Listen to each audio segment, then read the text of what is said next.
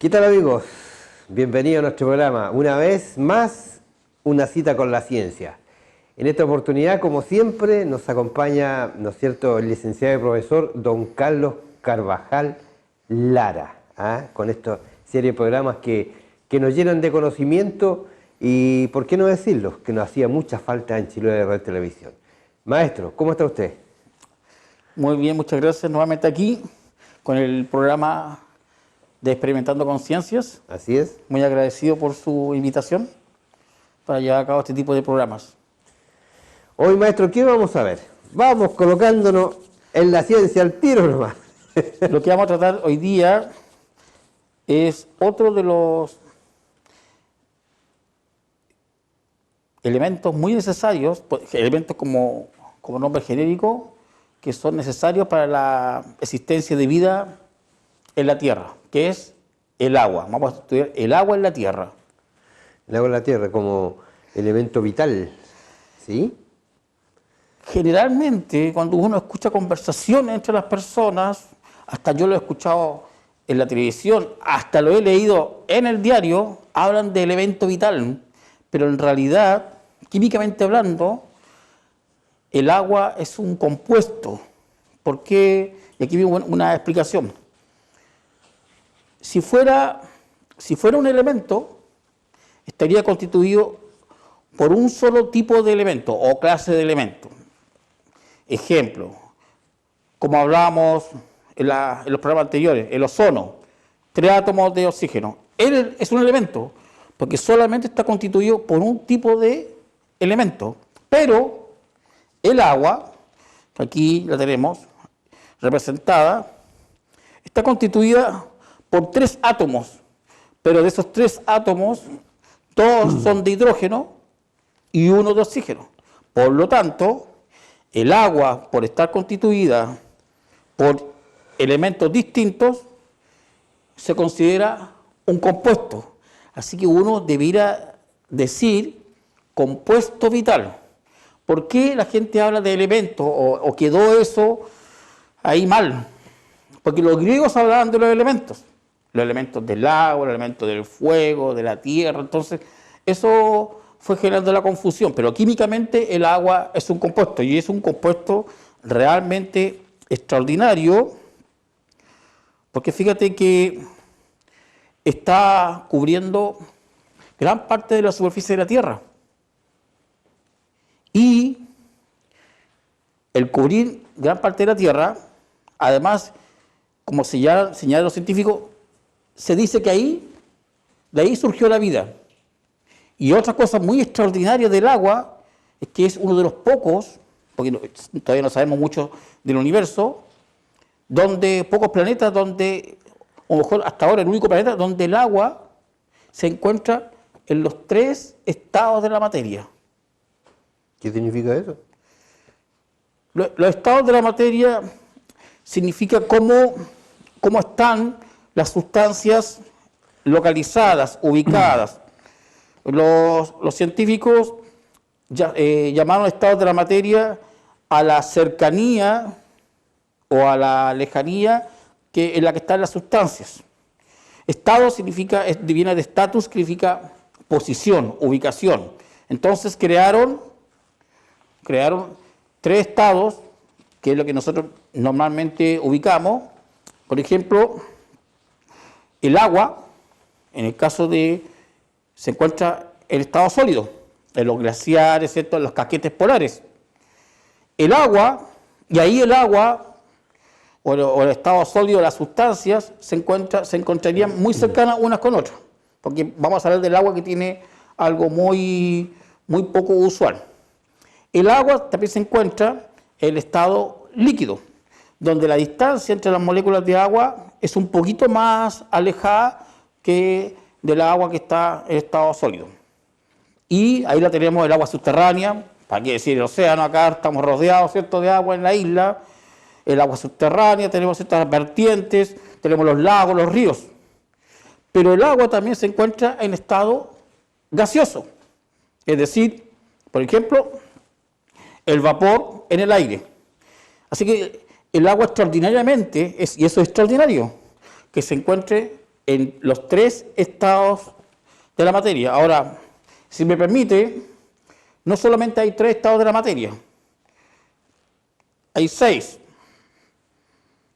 Tenemos 2 más que ya han sido por los científicos considerados como tal, como es el estado de plasma, por ejemplo, en la cual los átomos, los electrones, en el caso, ¿cierto?, y los protones están muy desorganizados porque la temperatura, por ejemplo, está muy elevada en el caso del Sol, estado plasmático, que normalmente la gente piensa que es el plasma que está en los televisores. No, el estado de plasma, que es el 4.º estado de la materia, las sustancias están, no podemos definir dónde se encontraría un átomo, porque la temperatura es tan elevada que están sumamente, ¿verdad?, en movimiento. El 5.º estado se llama de Bose-Einstein, que fue hace poco, ¿verdad?, considerado como tal. Eso sería con respecto, ¿verdad?, al agua. Y por ello se habla, como la vemos en los 3 estados, hablamos del término hidrósfera. Antes de preguntarle qué significa eso, maestro, me saltó una duda. Dígame. A ver, el agua en el estado sólido, Sí, líquido, sí. ¿las propiedades son las mismas o cambian las propiedades en sus 2 estados, por colocar?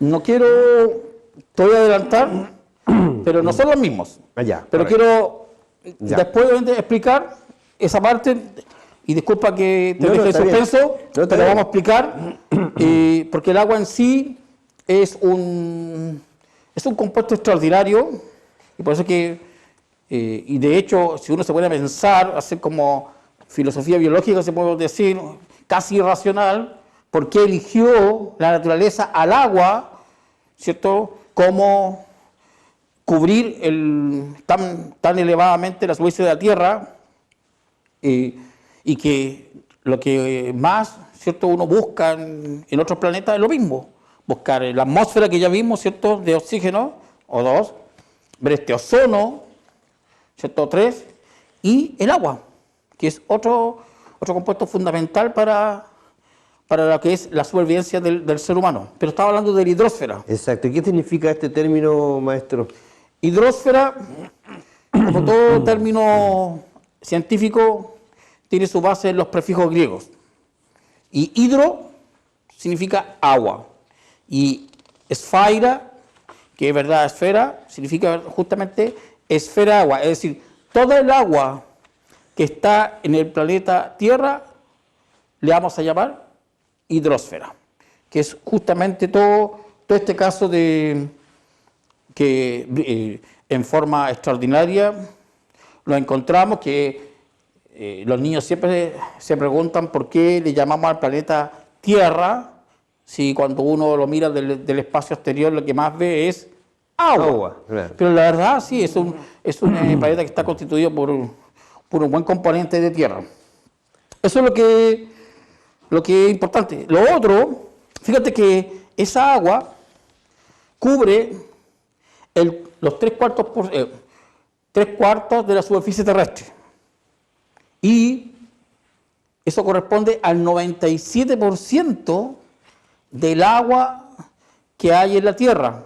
Y ese 97% es agua salada. Es decir, es un agua que nosotros no podemos usar para nuestro consumo. Solamente queda un 3%. O sea, un 3% de esa agua es dulce, ¿cierto? Agua salada, agua dulce, que nosotros la podríamos usar. Pero si convertimos ese 3%, lo convertimos en un 100%, un 68,7% de esa agua dulce se encuentra en los glaciares, en los casquetes polares. Es decir, tampoco está disponible para el ser humano. Un 30,1% de esa agua dulce, el otro, está como agua subterránea, o sea, tampoco está disponible para el ser humano. Es decir, nos queda un 0,9% de esa agua que podríamos usar. Pero si nosotros transformamos este 0,9% que nos queda de este 3%, lo transformamos en un 100%, fíjate que Hay un 3% que corresponde al agua en superficie, que la podríamos ocupar. Habría un 87% que está en los lagos, que la podríamos, ¿cierto?, ocupar. Hay un 2% que está en los ríos, que la podríamos ocupar, y está un 11% que está en los pantanos.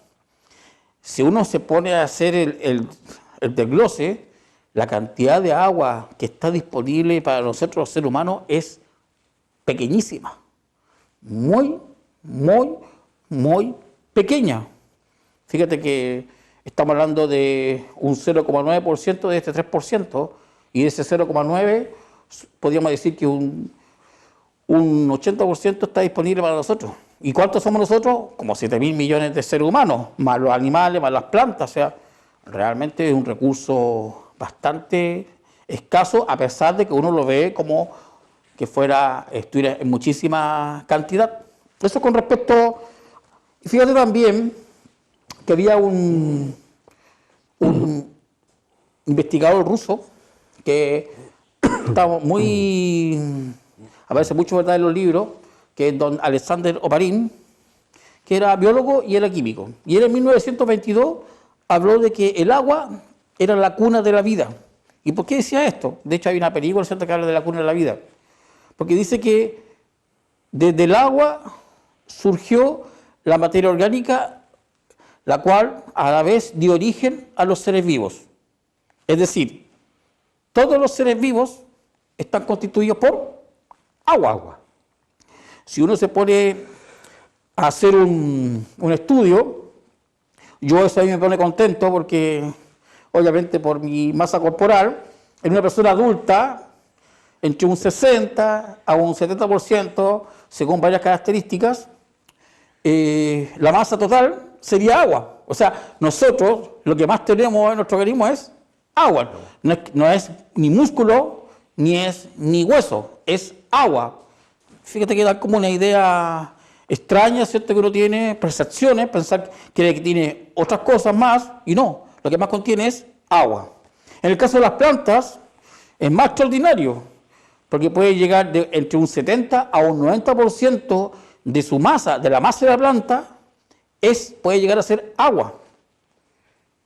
Y tú, cualquier alimento que consumas, tiene agua. Por ejemplo, está el caso de la leche. Uno compra leche y tiene un 87,3% de ella es agua. O sea, por lo que más paga uno en la leche es agua. Si uno compra un queso, el 43,3% de ese queso que uno está comprando está pagando por agua. Si uno compra el pan, el 30% de lo que está amasando, colocando ahí en la balanza, el 30% es agua. Si uno, las semillas, se supone que las semillas deben tener poca cantidad de agua, porque si no, cuando se colocan en los silos o necesitan ser almacenadas, si estuviera en un lugar, ¿cierto?, oscuro y húmedo, habría generación de hongo. Y las semillas tienen aproximadamente un 10% de agua. Tenemos el caso de las frutas, que ahora viene, ¿cierto?, viene la primavera, estamos en la primavera, viene el verano. Las sandías, un 91,2% contiene agua. O sea, tiene muy poco, ¿cierto?, que no sea agua en la sandía. Y de hecho, por eso uno, ¿cierto?, queda bastante satisfecho al consumir una sandía, sobre todo hasta por el azúcar. Tenemos el pomelo, que me encanta en las mañanas, 91%. Tenemos el caso del melón, 90% de su masa es agua. O sea, nosotros estamos pagando agua, y en el caso de los cítricos como la naranja, un 87% de la constitución de la masa corporal es agua. O sea, nosotros pagamos bastante por agua, mi estimado. Maestro, una pequeña pausa y volvemos. Por supuesto. Muy bien, pues.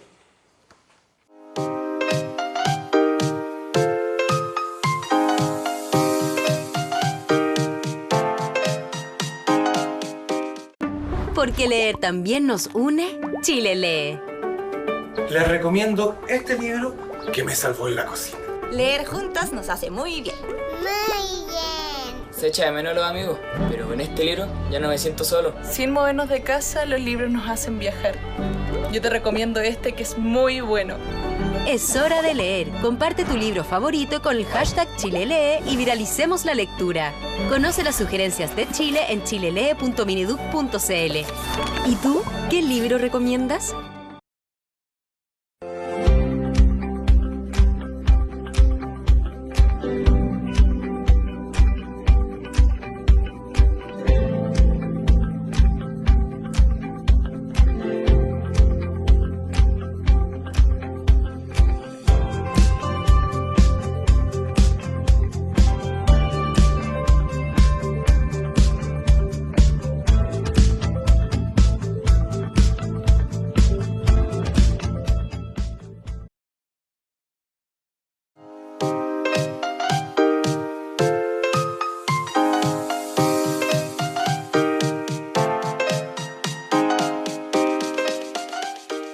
Seguimos con nuestro programa entonces, llenándolo de conocimientos, ¿verdad? Junto al licenciado y profesor don Carlos Carvajal Lara.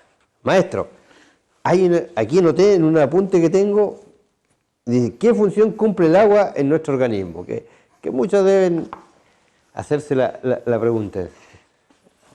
Me parece muy bien, porque si uno se pone a pensar que la constitución de la masa corporal es de un 70% a un 60%, debe cumplir una función bastante extraordinaria, ¿sí?, para ese diseño y esa cantidad de agua. Vamos a hablar de tres funciones bien generales. La primera es que es un sistema de transporte, es decir, cada célula que es irrigada por el sistema circulatorio, el sistema linfático, y además ella que tiene bastante líquido en su interior, todos los procesos químicos, las reacciones, se llevan a cabo dentro de la célula y se hace en un medio acuoso. Así que es sumamente importante aquello. El transporte, el llevar los distintos nutrientes, las distintas hormonas de un lugar a otro, es decir, es sumamente dinámico el movimiento del agua al interior del organismo, así que permite llevar, transportar, diluir, llevar todas las sustancias a cada una de las células. Y la otra general que podemos hablar es que tiene una gran capacidad reguladora de la temperatura. Nosotros somos organismos homeotermos, es decir, nosotros podemos controlar la temperatura. Nosotros siempre estamos a 37,5, como estamos ahora, que nos miden qué temperatura tenemos, gracias justamente al agua. Y en ese caso, por eso que es importante hablar de la constitución de ella, porque si no la conocemos en su constitución, no vamos a entender por qué tiene tantas propiedades y tantas funciones. Yo hablaba que el agua estaba constituida por dos átomos de oxígeno y dos átomos de hidrógeno y uno de oxígeno. Si uno se pusiera técnico, entre este punto y acá, se forma un ángulo. Este ángulo está dado porque aquí los átomos de hidrógeno se repulsan, sus electrones se repulsan, entonces se alejan. Y estos electrones que están acá también se repulsan y se mantiene en esta geometría. Este ángulo que está aquí forma un ángulo de 104,5 grados. Eso es lo que se llama la geometría, ¿verdad?, angular del agua, o la geometría molecular del agua. Y eso determina todas las propiedades que tiene el agua. Entre las primeras propiedades es que el agua es insípida. Quiero hacer hincapié en algo. Yo estoy hablando solamente de agua. Estoy hablando de agua pura. Es decir, solamente donde hay H2O. Solamente donde hay agua. No hay nada más. No hay ningún otro elemento, ningún otro compuesto. Estoy hablando de agua pura. No estamos pensando en el agua potable, en el agua de un río. Solamente agua. El agua potable es otra. Esta agua es insípida. Es decir, no tiene sabor, es incolora, es decir, ¿cierto?, es transparente, es inodora, no posee olor. Lo otro extraordinario es que tiene puntos de fusión y puntos de ebullición muy elevados con respecto a otros líquidos. El punto de ebullición, es decir, y todos lo conocemos cuando toda la masa del agua líquida pasa a agua gaseosa, ese es, ¿verdad?, el punto de ebullición, es de 100 grados Celsius a nivel del mar. Porque en la medida que nosotros la dejamos del mar hacia la montaña, el punto de ebullición disminuye, porque está ¿verdad?, influido por la presión atmosférica. En el caso del punto de fusión, es decir, cuando toda la masa líquida pasa de estado líquido a estado sólido, el punto de fusión es de 0 grados Celsius.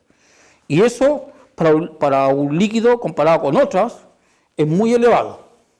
Tenemos también que el agua, y gracias, entre ellas, por esta geometría, esta parte de acá del oxígeno es más negativa, porque el oxígeno tiende a atraer los electrones del hidrógeno, así que forma acá una zona más negativa y aquí una zona más positiva, como que los electrones de hidrógeno pasan más tiempo en la zona del oxígeno. Entonces se forma una bipolaridad, por eso se dice que el agua es bipolar, que tendría una parte polar negativa y una parte polar positiva. Con otras moléculas de agua, las moléculas de agua no están unidas, interaccionan justamente la parte negativa con la parte positiva, la parte positiva de la zona del hidrógeno con la parte negativa del oxígeno. Entonces hay una interacción, no hay ahí combinación, no hay enlaces, son interacciones que se llaman intermoleculares, que se llaman los puentes de hidrógeno. Y esos puentes de hidrógeno que son los que dan las propiedades del punto de ebullición, punto de fusión muy elevado. También en el caso de la tensión superficial. ¿Qué es la tensión superficial? Como esa cama elástica que queda en la superficie del agua, que como tienen justamente esta capacidad de interaccionar, yo podría colocar un objeto sobre el agua y podría flotar, sostenerlo. Uno si deja una superficie de agua quieta en la casa, y eso lo puede experimentar, y colocar un alfiler, usted puede colocar un alfiler sobre el agua y no se hunde. Porque cuando el agua queda muy quieta, se forman estas... ¿Has visto? Hay unos insectos que le llaman zapateros, que se mueven sobre la superficie. Se mueven, es como que patinaran sobre el agua, es justamente gracias a esta tensión superficial que deja el agua. Y ahí es donde yo quería señalarte de que si los estados de la materia son iguales al agua, no. En el caso dije que el agua tenía un comportamiento bien inusual. Es decir, cuando el agua pasa de estado líquido a estado sólido, su comportamiento es sumamente inusual. ¿Y cómo eso, maestro? Todos los líquidos, estamos hablando de líquidos puros, todos los líquidos, cuando pasan a estado sólido, se tienden a contraer, es decir, a ocupar un menor volumen. Pero el agua es todo lo contrario, se organizan de manera que se expande. Entonces, 1 kilogramo de agua sólida ocupa un mayor volumen que 1 kilogramo de agua líquida. Por lo tanto, genera el famoso efecto que el hielo flote sobre el agua. ¿Y por qué? Porque el hielo es menos denso. El hielo tiene una densidad de 0,91 gramos de centímetros cúbicos y el agua líquida 0,99. Y por regla, todo lo que es menos denso flota sobre lo más denso. No te había señalado que la densidad del agua en general se considera de 1 gramo sobre centímetros cúbicos, es decir, que 1 gramo de agua ocupa el volumen de 1 ml. Así que por eso es que uno ve flotando a los témpanos en el mar, porque son menos densos. Otra característica, otra propiedad del agua... Maestro, Disculpe que le interrumpa, en ¿Sí? el sentido de que flotan los témpanos tiene influencia, quiero decir, perdón, la salinidad igual o no? ¿O no es así? Sí, es un buen punto porque hay lugares en el mar, ¿cierto? Hay lugares mar muerto, por ejemplo, en que la salinidad es muy elevada, por lo tanto ahí la densidad, ¿cierto?, es mayor y uno ve que los cuerpos, por ejemplo, uno puede flotar, hay aguas, ¿cierto?, los salares en el desierto, sobre todo en Atacama, que he tenido la suerte de conocer, quería probar el efecto, y la densidad del cuerpo es mucho menor que la densidad de esa agua justamente por el nivel de sales. Está prohibido consumir esas sales, de hecho no puedes estar mucho tiempo en el agua porque también te puede intoxicar. 10 minutos, 15 minutos tienes que salir, te señalan. Yeah. De hecho, cuando uno sale, queda completamente blanco, las sales inmediatamente cristalizan. Y es por ese efecto, que la sal aumenta la densidad del agua y el cuerpo al entrar ahí tiene menos densidad y flota. No te puedes hundir, te das vuelta, quieres escalar, no te puedes hundir de ningún modo. Lo mismo sucede con los témpanos, que también por este nivel de salinidad del agua se hace más densa el agua y el témpano con mayor razón flota. Siempre flota lo menos denso sobre lo denso. Y el otro punto del agua que es importante es la capacidad de termorreguladora, porque el agua tiene un alto calor específico, es decir, se necesita muchas calorías para modificar la temperatura del agua. Por eso que en aquellos lugares, por ejemplo, el mar o un lago, las temperaturas tienden a ser moderadas, porque el sol en la mañana irradia, ¿cierto?, con todo lo que hablamos de la ultravioleta, y el agua tiende a absorber ese calor, tiende a absorber el calor, ¿verdad?, del sol, esa radiación la tiende a absorber. Cuando va pasando la noche, se va bajando la temperatura del aire y se va enfriando el agua y le entrega ese calor al aire, así que aumenta la temperatura. Así que en realidad lo que es el agua es un verdadero reservorio de energía solar, por esta capacidad que tiene de termorregulación, gracias a su calor específico. ¿Una pausa, maestro? Vamos a una pausa. Ya volvemos.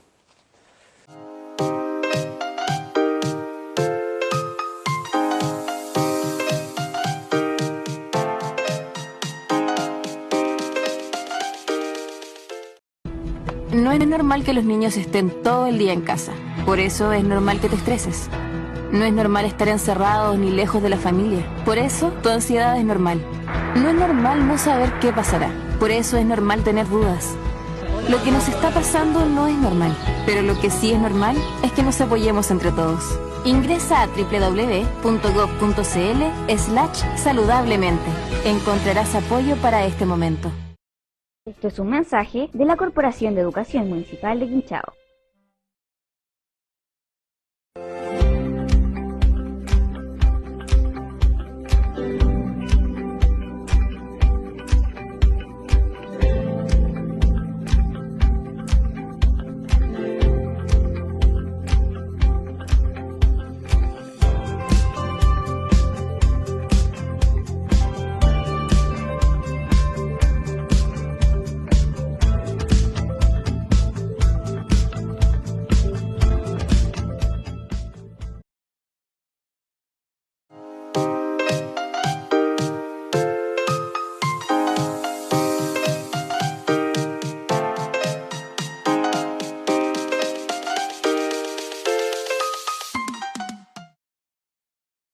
Seguimos nuestro programa entonces con el maestro Carlos Carvajal Lara. Maestro, ¿hay alguna otra propiedad del agua?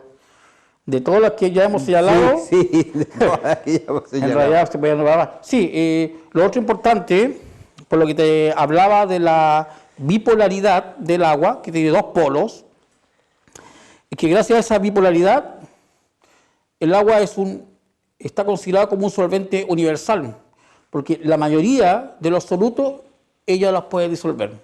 Así que realmente es extraordinaria esta capacidad que tiene el agua de ser un solvente y de todas las propiedades que ya hablamos.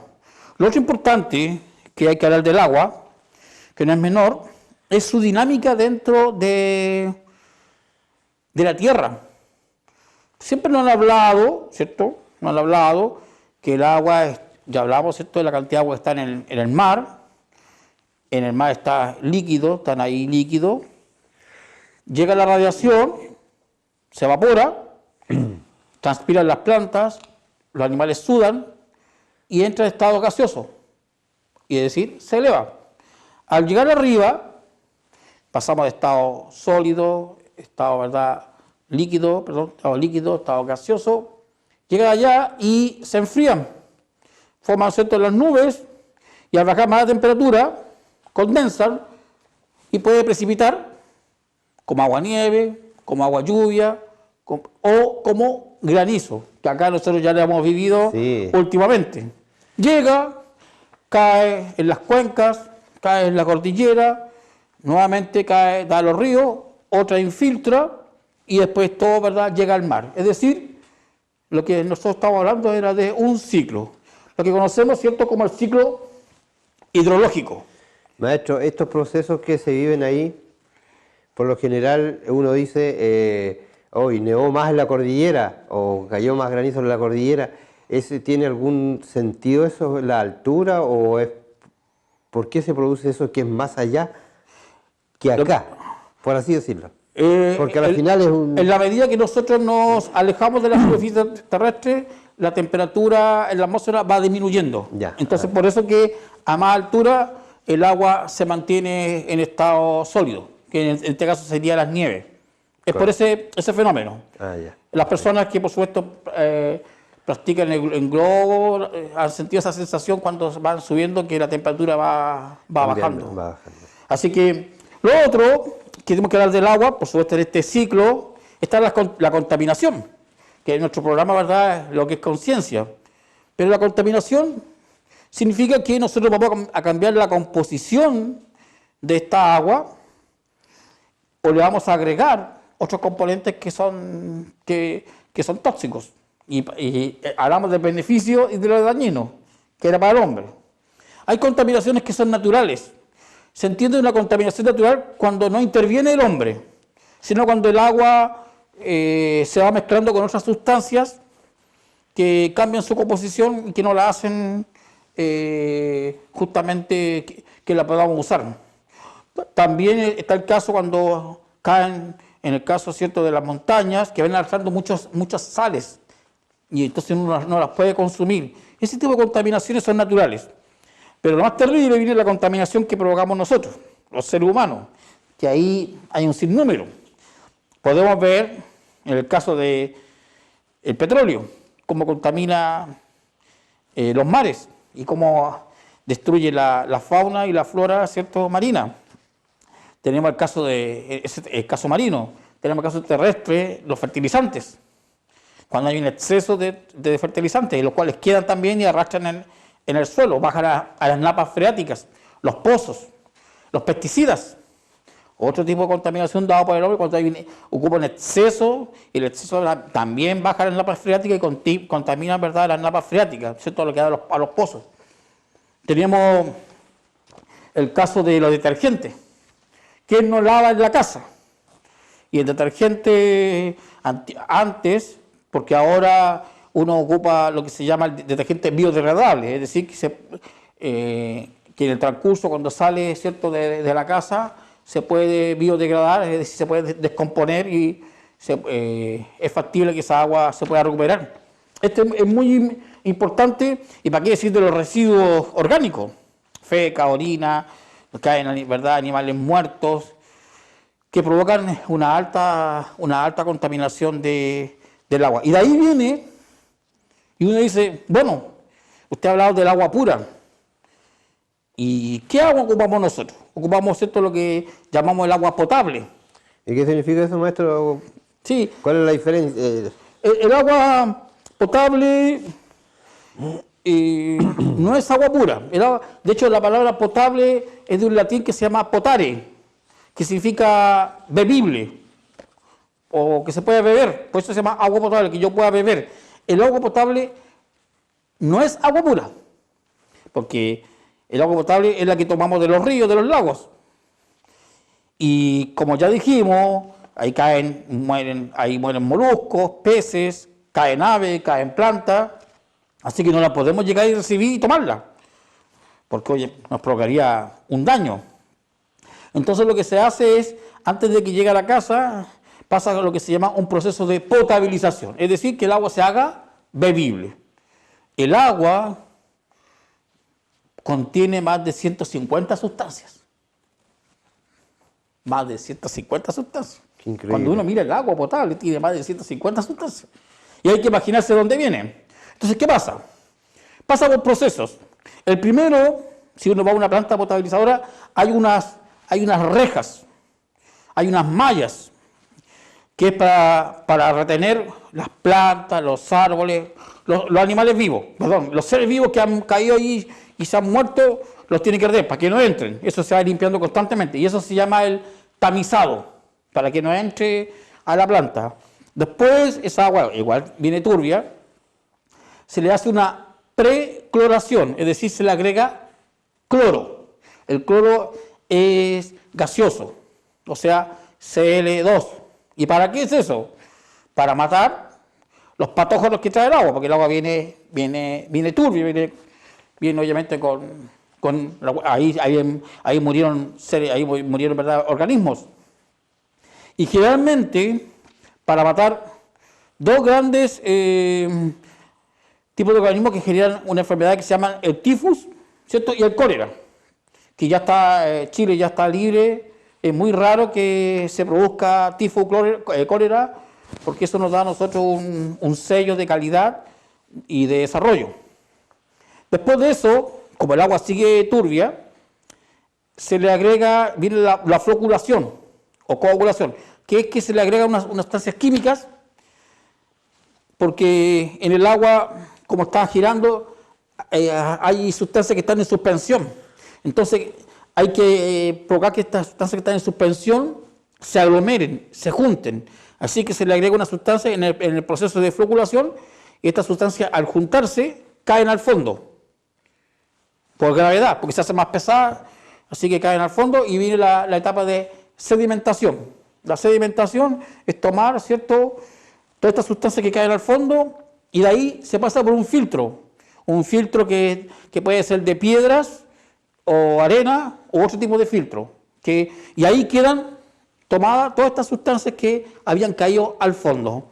Después de pasar por esta filtración, se le hace una nueva cloración, se le agrega cloro para volver a matar más microorganismos, y después de eso, fíjate que se le agregó una fase, que obviamente es copiada de otros países, que se le agrega flúor, y que se llama fluoración. Y esto porque la gente no es muy amiga de lavarse los dientes. Uno se lava los dientes y le agregan flúor para matar ¿cierto? Se supone lo que quedó de la comida, que se genera las bacterias. Y como la gente no tiene esos hábitos de limpieza, se le agregó flúor, así que si toma agua, de alguna manera está matando esos microbios que están en la boca. Esto viene mucho de España, en lo que es verdad la fluoración. Y de ahí la podemos recién beber. El agua no está libre, por eso digo, tiene más de 150 sustancias, pero en la cantidad, por ejemplo, de microorganismos que tiene, está en una cantidad que no nos enferma. No es un agua estéril. Por eso se llama potable.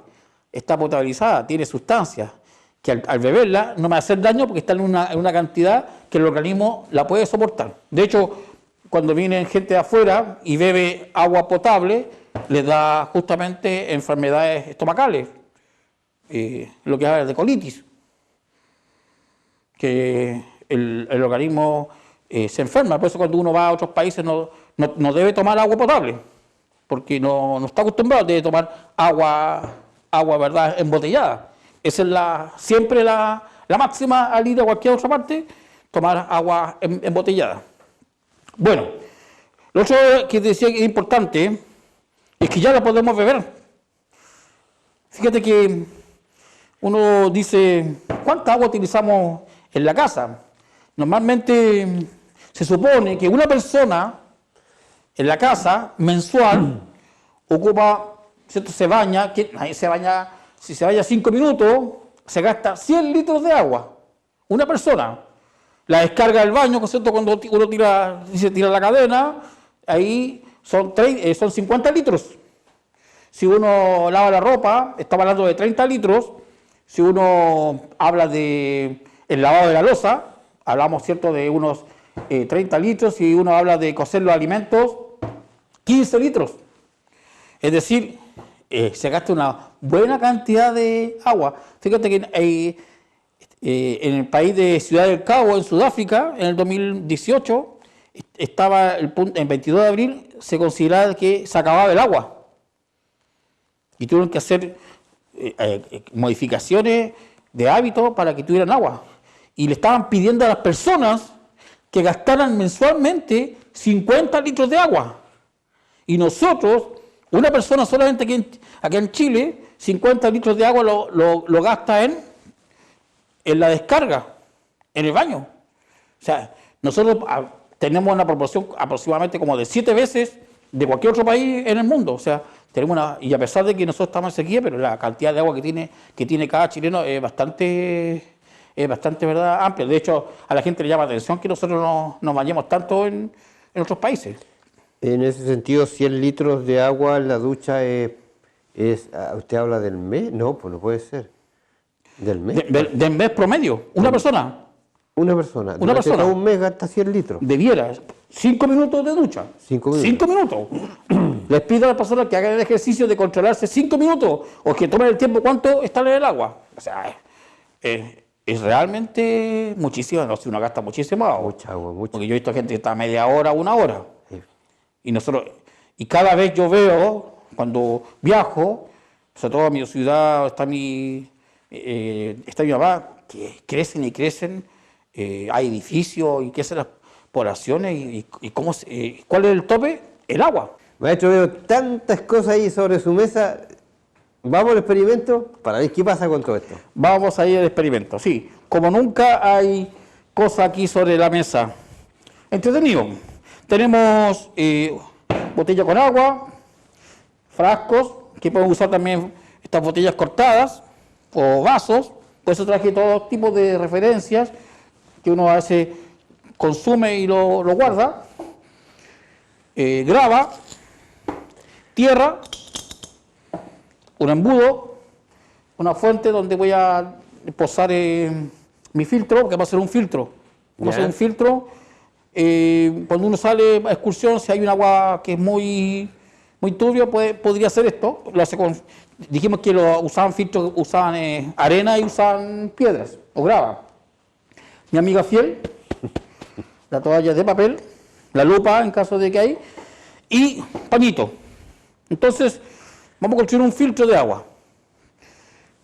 Yo acá le hice la perforación y lo primero que hay que hacer es colocar, esto puede ser un paño, que siempre hay un paño en un paseo, en la casa, viejo, el paño obviamente, y lo colocamos al fondo.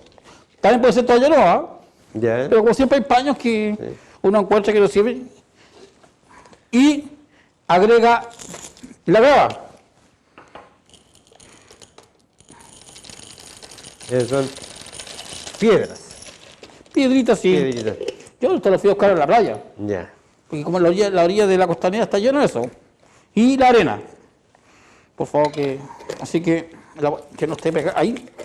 Entonces, abajo tiene que ir orificios, acá tiene que ir la grava, que está un poquito más grande, y se llena obviamente con la arena. Voy a dejar ahí para que pueda caer el agua. Entonces, lo que hay que hacer, lo voy a dejar aquí porque aquí va a caer, ¿cierto? Para eso era eso. A esta agua se le agrega la tierra, que hace como la que nosotros vamos la que viene de los ríos, lagos, una vertiente, no tenemos. Ahí se puede hacer también con un cartón, un embudo, Claro. o cortar la parte, ¿cierto?, de la botella también. Claro. Sí, hay cosas de ingenio. Y entonces echamos La tierra. la tierra. Esto es bueno para los que les gusta. Ahí está el niño jugando con tierra. Veo que no he madurado mucho. Sigo jugando con tierra. Y uno le agrega, por supuesto, la idea es que esté ahí. Y entonces, una vez que yo he hecho la tierra, ya la voy a quitar.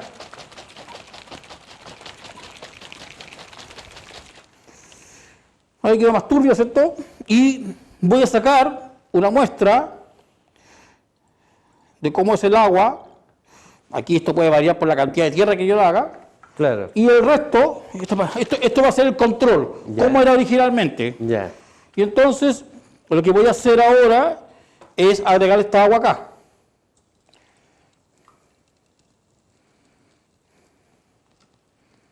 ¿Ves?